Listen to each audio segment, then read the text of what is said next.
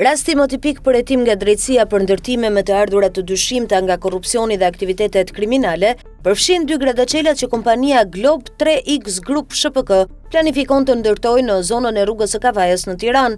Kjo kompani, në pronësi të Skënder dhe Visian Dedjas, deklaron një investim prej 210 milion eurosh për 2 kulla, ndërkohë që ka kapital vetëm 3.5 milion euro dhe nuk ka deklaruar burimin e financimit. Nëse organet e drejtësisë vendosin të hetojnë këtë rast, përveç burimeve të mundshme të parave nga aktivitetet e kompanive VBF Albania Transport International, Agjencia Turistike Riviera dhe Agjencia e Punësimeve Misia e Popujve, hetimi duhet të ndjekë edhe 2 pista të tjera. Pista e parë lidhet me futjen në ortakëri të Festim Eyüp Dervishit, lindur dhe banues në Greshnicë të Maqedonisë së Veriut. Ai është futur në ortakëri me Skënder dhe Visian Dedajn në Globe 3X Group. Më 6 shtator 2019, Skënder Dedja i shiti Festim Dervishit 24% të kapitalit të kompanisë për 24.000 lekë, në një kohë kur kompania kishte kapital të deklaruar prej 3.4 milion eurosh.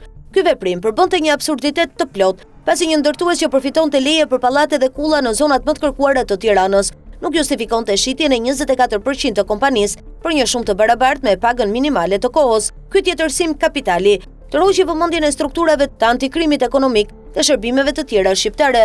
Bashkëpunimi me homologët maqedonas zbuloi se ortakëria e Festim Dervishit me Skënder dhe Visian Dedajn ishte bërë përmes një marrëveshjeje të transferimit ilegal të vlerave financiare me destinacion investimet në ndërtime në Shqipëri nëpërmjet Globe 3X Group SHPK. Pasi segmentet e antikrimit informuan Skënder Dedjan për hetimin, më 26 gusht 2020, një vit pas hyrjes në ortakëri, Festim Dervishi i ktheu përsëri 24% e aksioneve Skënder Dedjas, duke e shitur sërish për 24.000 lekë. Palët nuk kanë shkëputur lidhjet e biznesit. Pista e dytë lidhet me kompaninë hije Dyren Investment Group, krijuar më 6 prill 2022 nga Brunilda Dyren Dedja, vajza e Skënder Dedjas, dhe nga dhëndri i gjerman Marcel Alexander Dyren.